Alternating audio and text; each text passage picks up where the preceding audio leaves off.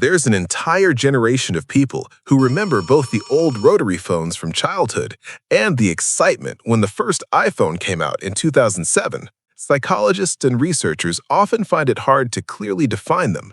If you were born between about 1977 and 1985, some narrow it to 1977 to 1983, you're at the end of Generation X, but you don't fully match millennial traits, even though people often group you there. Around 2014, researchers started calling this group Xennials, a mix of the words Generation X and Millennials. Some experts call it a microgeneration because it covers a small range of birth years.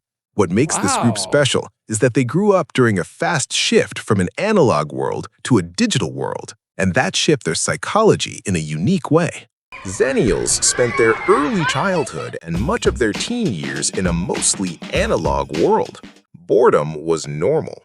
You sat with it, daydreamed, or found ways to entertain yourself without screens. You had to memorize phone numbers or look them up in a phone book. If you missed your favorite TV show, it was gone, unless you caught a rare replay.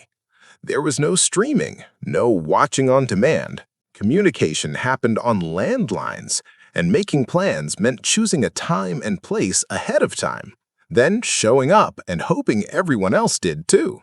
This built trust, patience, and commitment without texts saying running late or sharing your location. Then, as Xennials moved into their late teens and early adulthood, the world quickly turned digital. The internet became common in homes in the mid to late 1990s. Cell phones spread in the early 2000s. Social platforms like Friendster around 2002, MySpace mid-2000s, and Facebook starting in 2004 appeared. Suddenly, ways to contact someone exploded from just a few options to constant emails, messages, and online profiles. Xennials adjusted to all of this while their brains were still highly flexible and learning fast. Brain research explains why timing mattered. The prefrontal cortex, the part of the brain that handles planning, self-control, learning, and adapting, keeps developing until the mid-20s. Studies show it often fully matures around age 25. This period of strong brain flexibility happened at the same time as the digital change for Xennials. They were young enough to learn new technology easily, but old enough to clearly remember life before it. This created a rare kind of tech bilingualism, being comfortable in both analog and digital worlds. When you compare them to nearby generations, the difference becomes clear. Older Gen Xers often faced digital technology as adults, which sometimes led to doubt or resistance. Younger millennials grew up with the internet always there, with little memory of life without it. Xennials sit in the middle. They can have full face-to-face conversations without constantly checking their phones, but they're also comfortable learning new apps or software. They remember what it felt like to be unreachable for hours or days, and they value that kind of quiet disconnection, which feels rare today. This double experience shapes how they see the world. Privacy feels different to Xennials. Embarrassing moments from youth, bad haircuts, awkward breakups, silly parties faded naturally, without permanent online records. There weren't cameras everywhere. There wasn't social media saving everything forever. Memory research shows that our brains naturally reshape and soften memories over time. Without constant digital proof, memories change and grow in healthier ways. Digital records can freeze moments forever. Xennials experienced life before permanent digital records and after them, giving them a deeper understanding of both. Money and work added another challenge. Many Xennials entered the job market during the 2008 global financial crisis.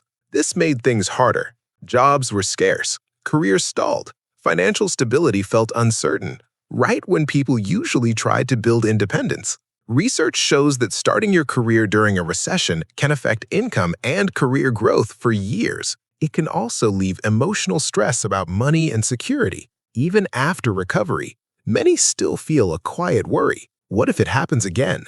This shapes how they save, spend, and choose jobs. Combined with their tech skills, this built strong resilience. They had to adapt because they didn't have another choice. Culturally, big generation labels often miss these details. People describe Gen X as independent and skeptical, and Millennials as optimistic and digital. But Xennials don't fully fit either side. They grew up with independence, less close supervision, more freedom, and more responsibility to solve problems alone. But they also experienced the early internet with excitement before its problems became clear. This creates a mix, cautious but flexible, independent but open to working with others, skilled with technology but grounded in real-world experience. Psychologically, what defines Xennials is comfort with opposites. They can hold both worlds at once. They enjoy modern tools, instant information, global connections, endless content, without overly glorifying the past. At the same time, they understand what was lost, the ability to sit quietly with your thoughts, the patience learned by waiting, and the deep focus possible before constant notifications.